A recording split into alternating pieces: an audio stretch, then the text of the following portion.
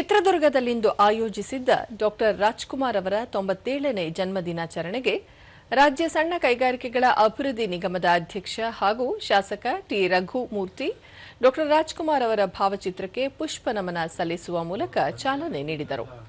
ಈ ವೇಳೆ ಶಾಸಕ ಕೆಸಿ ವೀರೇಂದ್ರ ಪಪ್ಪಿ, ನಗರಾಭಿವೃದ್ಧಿ ಪ್ರಾಧಿಕಾರದ ಅಧ್ಯಕ್ಷ ಎಂಕೆ ತಾಜ್ ಪೀರ್, ವಾರ್ತಾ ಮತ್ತು ಸಾರ್ವಜನಿಕ ಸಂಪರ್ಕ ಇಲಾಖೆ ಸಹಾಯಕ ನಿರ್ದೇಶಕ ಎಂ ಜುಂಜಣ್ಣ ಮತ್ತಿತರರು ಉಪಸ್ಥಿತರಿದ್ದರು. ಕನ್ನಡವಾಗಿರು ಕನ್ನಡವೇ ಸತ್ಯ, ನುಡಿದರೆ ಸಕ್ಕರೆಯಂತೆ ಅಕ್ಕರೆ ನುಡಿಗಳು ಮುತ್ತುಗಳಂತೆ, ಪ್ರೀತಿಯ ನೀತಿಯ ಮಾತುಗಳಂತ ಸುಮಧುರ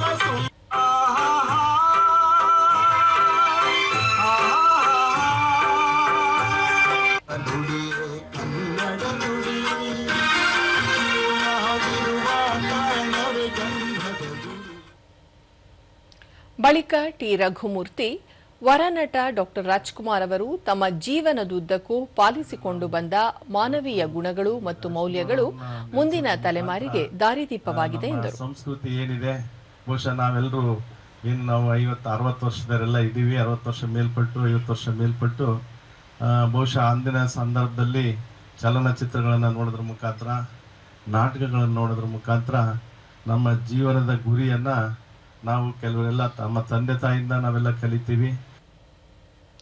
ಕೆಸಿ ವೀರೇಂದ್ರ ಪಪ್ಪಿ, ನಟ ಸಾರ್ವಭೌಮ ಡಾಕ್ಟರ್ ರಾಜ್ಕುಮಾರ್ ಅವರು ತಮ್ಮ ಸಿನಿಮಾಗಳ ಮೂಲಕ ಸಮಾಜಕ್ಕೆ ನೀಡಿದ ಸಂದೇಶಗಳು ಮತ್ತು ಅವರ ಸರಳ ವ್ಯಕ್ತಿತ್ವ ಇಂದಿಗೂ ಎಲ್ಲರಿಗೂ ಆದರ್ಶಪ್ರಾಯವಾಗಿವೆ ಎಂದರು. 1980s ಅಲ್ಲಿ ಸಾಮಾನ್ಯ 80s 80ರ ದಶಕ ಇರಬೇಕು, 83-84ರಲ್ಲಿ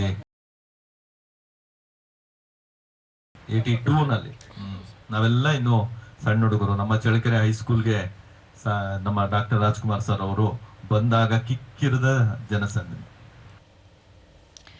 ಎಂಕೆ ತಾಜ್ ಪೀರ್, ವರನಟ ಡಾಕ್ಟರ್ ರಾಜ್ಕುಮಾರ್ ಅವರಿಗೂ ಚಿತ್ರದುರ್ಗಕ್ಕೂ ಅತ್ಯಂತ ಹಳೆಯ ಹಾಗೂ ಗಾಢವಾದ ಸಂಬಂಧವಿದ್ದು ಜಿಲ್ಲೆಗೆ ತಮ್ಮದೇ ಆದ ಕೊಡುಗೆ ನೀಡಿದ್ದಾರೆ ಎಂದು ಸ್ಮರಿಸಿದರು. ಇವತ್ತೇನು ನಾವು ಒಣಕೆ ಓಬವ್ವ ಕ್ರೀಡಾಂಗಣವನ್ನ ನೋಡ್ತೀವೋ ಅದು ನಗರಸಭೆಯಿಂದ ಜಾಗ ಅಲಾಟ್ ಆದ್ಮೇಲೆ ಅದಕ್ಕೆ ಆರ್ಥಿಕವಾಗಿ ಒಂದು ಸಹಕಾರ ಬೇಕಾಗುತ್ತೆ ಅಂತ ಹೇಳಿ ಟೌನ್ ಕ್ಲಬ್ ಅಂದ್ರೆ ಸಿಟಿ ಇನ್ಸ್ಟಿಟ್ಯೂಟ್ ಏನಿದೆಯೋ ಅಲ್ಲಿ ಡಾಕ್ಟರ್ ರಾಜ್ಕುಮಾರ್ ಅವ್ರದ್ದು ಡಾಕ್ಟರ್ ರಾಜ್ಕುಮಾರ್ ನೈಟ್ ಅಂತ ಹೇಳಿ ನಡೆಸ್ಕೊಟ್ಟಿದ್ದು.